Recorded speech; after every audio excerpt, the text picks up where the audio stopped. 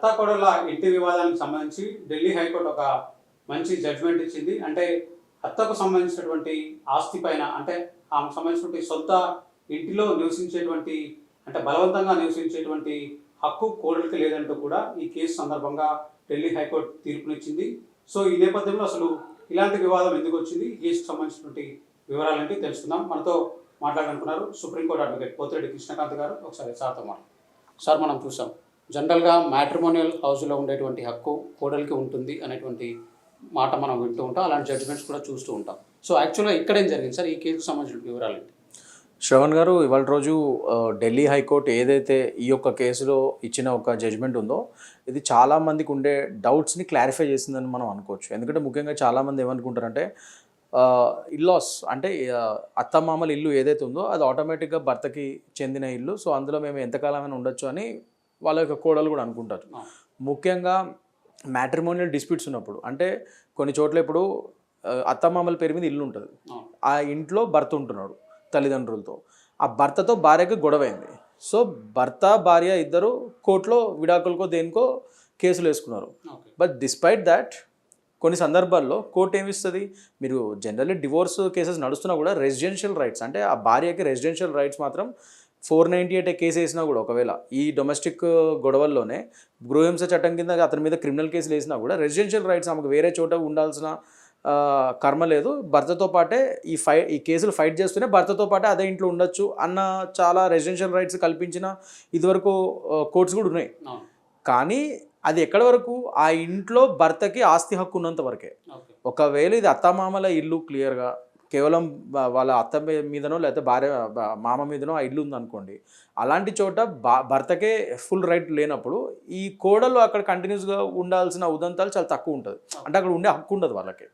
ముఖ్యంగా ఈ పర్టికులర్ కేసులో ఏమైందంటే శోభన్ గారు, ఇక్కడ కోడలు వాళ్ళ ఒక అత్త మీద వేసింది ఇది. అంటే ఏంటంటే ఫస్ట్ ఆఫ్ ఆల్ వాళ్ళ అత్త కొడుకు కోడల్ని what ever made be the reasons, అంటే వాళ్ళ కొడుకు కోడలు ఏమని సరిగ్గా చూసుకోవట్లేదు ఏంటో కానీ మొత్తానికి అయితే ప్రాపర్టీ అయితే అత్తది, అత్తయ్య పేరు మీదే ఉంది ఆ ప్రాపర్టీ.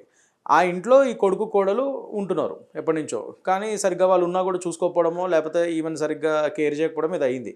మొత్తానికి ఆ అత్త ఏమంది, ప్లస్ ఆ అత్తయ్య పేరు మీద ఆ ఇల్లు ఉంది కాబట్టి ఆ ఇల్లుని మెల్లిగా వీళ్ళు తీసేసుకుందాం అనుకున్నారు, ఏదో మొత్తానికైతే ఏదో ఉండే అక్కడ ఈ డిస్ప్యూట్ ఉండే వాళ్ళ మధ్య. సో దానికి అత్తయ్య ఏం చేసింది, సొంత కొడుకే ఈ ఇల్లు నా పేరు మీద ఉంది కాబట్టి నా జీవనాధారానికి నాకు ఎంతో కొంత మెయింటెనెన్స్ కావాలి కాబట్టి నువ్వు మా ఇంట్లో ఉండు, నువ్వు నీ భార్య, కానీ మాకు రెంట్ పే చేయండి అని చెప్పి మినిమం ఒక 3-4 వేలు రెంట్ ఇచ్చే విధంగా ఒక రెంటల్ అగ్రిమెంట్లు ఒప్పందానికి ఒప్పుకున్నారు. అప్పట్లో ఇంకా సరే ఇంకా అతను కొడుకు కూడా ఒప్పుకున్నాడు, ఆ రెంట్ అగ్రిమెంట్ రాసుకున్నారు. కొన్ని రోజులు అతను రెంట్ ఇచ్చాడంట అట్లానే, దాని తర్వాత అతను రెంట్ ఇవ్వడం మానేసాడు.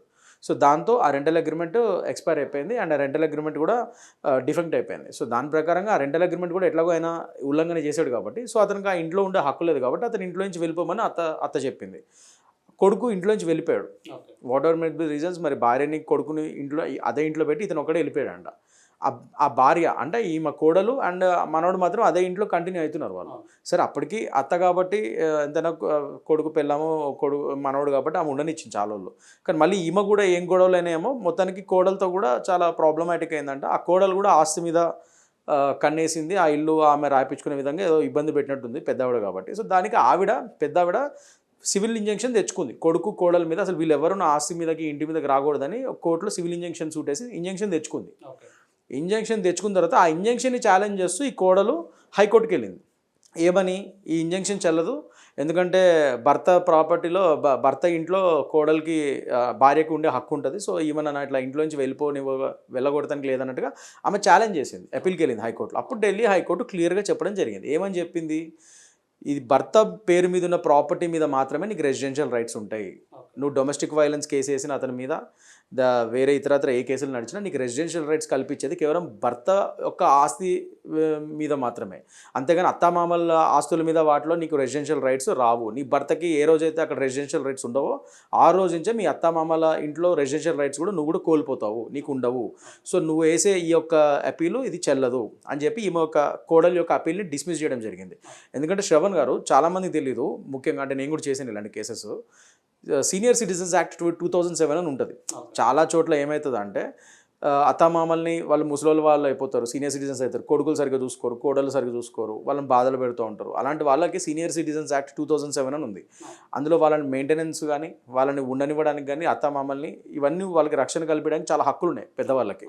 సో అత్తామామల్ని మీరు బాధ పెట్టకూడదు, వాళ్ళ ఇంట్లో ఉండి బాధ పెట్టకూడదు. ఒకవేళ కొడుకింట్లో ఉన్నా కూడా ఆ అత్తామామలు ఒకవేళ ఫైనాన్షియల్గా కొడుకు మీద డిపెండెంట్ అయితే ఆ కొడుకు చూసుకోవాల్సిన బాధ్యత కొడుకు ఉంది, ఖచ్చితంగా ఆ పిల్లలకి ఉంది. అత్తమామల్ని చూసుకోవాల్సిన హక్కు కోడలకు ఉంటుంది, కొడుకు ఉంటుందని చట్టాలు ఉన్నాయి మన దగ్గర. సీనియర్ సిటిజన్స్ యాక్ట్ 2007 అని చట్టాలు ఉన్నాయి. ఒకవేళ దాన్ని కనుక ఉల్లంఘిస్తూ కొడుకు కానీ కోడలు కానీ లేకపోతే కూతురు కానీ అల్లుడు కానీ ఎవరైనా కానీ అత్తమామల్ని బాధ పెడితే వాళ్ళు డెఫినెట్గా దాని మీద వాళ్ళ మీద కేసులు వేయచ్చు, క్రిమినల్ కేసులు వేయచ్చు.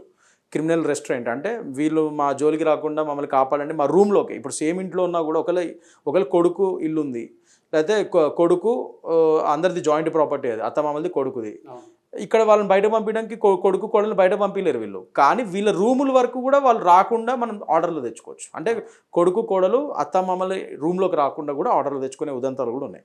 సో సీనియర్ సిటిజన్స్ యాక్ట్ చాలామందికి తెలీదు.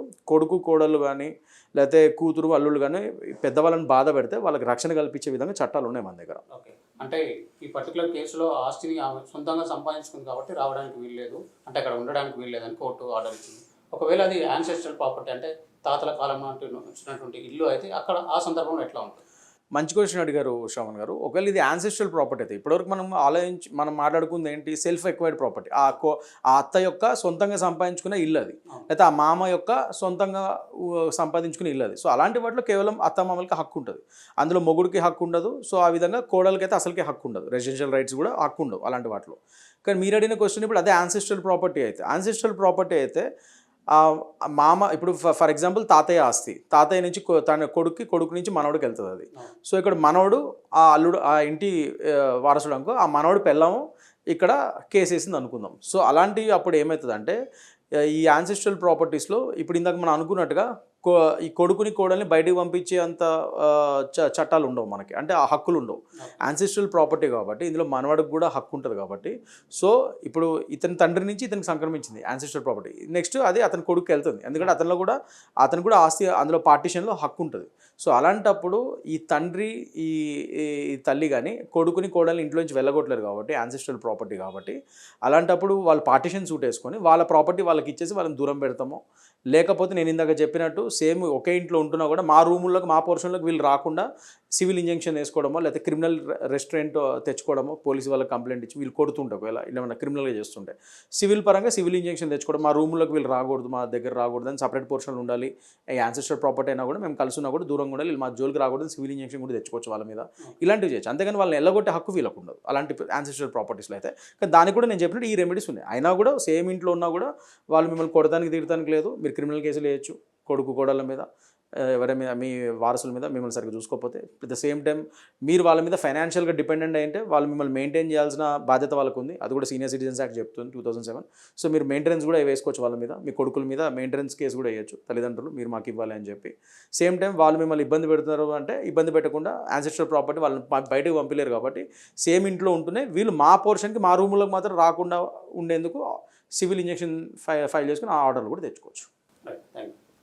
సో ఇది అంటే అక్కడ సొంతంగా ఆమె సంపాదించినటువంటి ఆస్తి, అంటే ఆ అత్త సొంతంగా సంపాదించినటువంటి ఆస్తి కావడంతో ఆ ఆస్తి పైన కొడుకు కూడా ఎలాంటి రైట్స్ ఉండవు.